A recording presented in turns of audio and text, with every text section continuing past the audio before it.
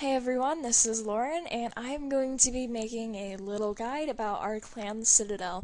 I get a lot of questions about how it works, what it actually is, what resources we should collect, and what benefit it is to our clan members. So, you first arrive in Citadel at the portal, which you must get to Citadel via the clan portal in the clan camp. It doesn't matter what world you are in because it goes to an instant world specifically for our clan. So anytime another clan member wants to come in, they will also go to the same world automatically. So don't worry too much about that. A quick way to get around the Citadel is to come up to your Citadel interface, which is where your world map used to be, and you can teleport around, which is a lot quicker. So right now we are standing at the portal.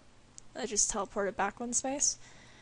And then the welcome area has our notice board, which is also available in the clan camp. Our notice board will always be updated with events. The keep is one of the most important places in the Citadel, besides the resource plots, of course, because we constantly use this place. We have our clan meetings here every single Sunday, so we can climb down here, and Colton or myself and possibly another admin will use the podium, and then that way we can speak to you guys. You can just plop right down here.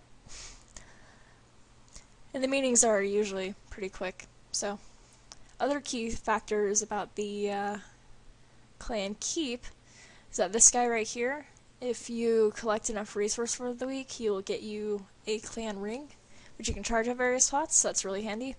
And a lot of people do not know that we have a bank in the Citadel, but in fact there is one. So just come in the keep, head east, and right click the bank.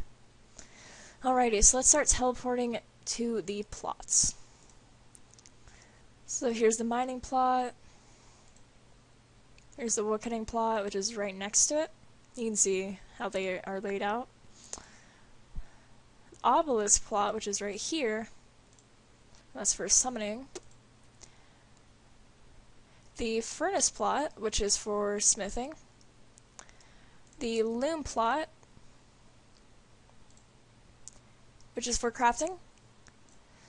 And then we have the kiln plot, which is for fire making.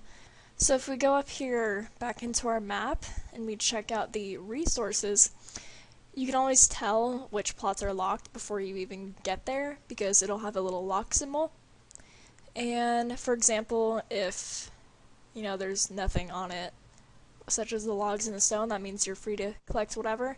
It usually won't happen, but in this instance we don't actually need any specific resources, and a fair amount of our stone and our logs roll over into the next week, so we'll be able to use this next week as well. But if I were to set a target on this, you will see a line, and if you hover over it, it'll tell you what our goal is. But I can also lock that on target, which means once we obtain 5,500, for example, it would lock up, and then that way you would not be able to collect resources.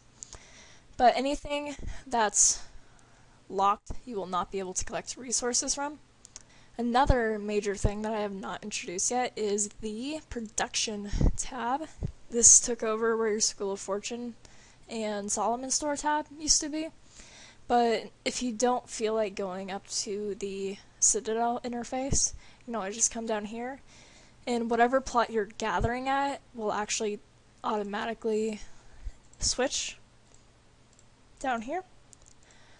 And that way you're able to see what you're gathering, how much you need, and it's laid out right in front of you. So each week we will have our resources that we need for the week, which is dependent on what we're actually updating for that week. Each week at the beginning I will set new upgrades. You can also check how we are doing with our upkeep and our upgrades. So each week we must collect upkeep in order for the Citadel to stay at its current tier. So right now for Stronghold we actually need 2,500 logs, 2,300 stone, 2,200 metal bars, and 1,000 precious bars in order for Citadel to not go down a level. and it varies with each individual plot. It's usually a lot smaller than the Stronghold tier. But then we also have upgrades that we work toward each week. And those are usually a little bit more expensive because we need resources in order to actually upgrade the plot. So it depends on each week. Each week we won't actually have the same number of resources we need unless we have a huge, large-scale upgrade. For example, maybe Tier 6 Citadel, which, if we look at the resources, it's quite a lot. So each week it just kind of depends, but resources that we need are posted on Facebook every single Thursday or Friday, the offsite, and forums. Or if I'm ever online, I can always tell you what we need.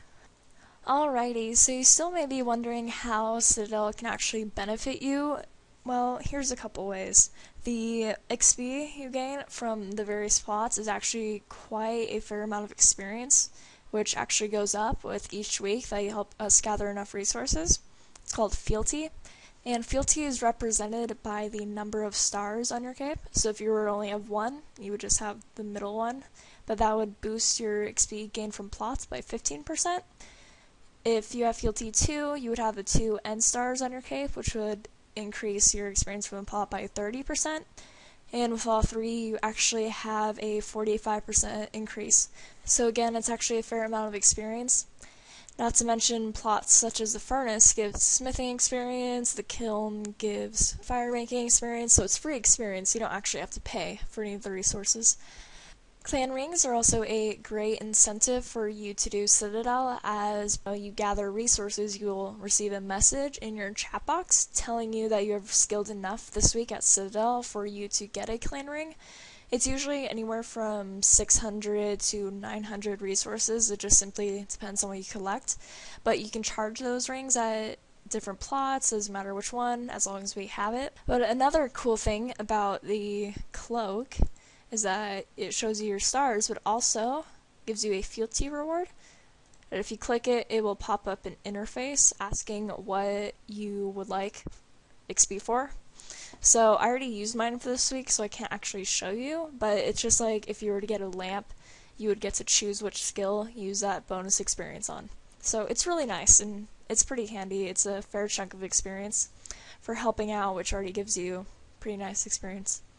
So, as usual, let me know if you have any questions, and I will be sure to help you out. Thanks for watching, guys.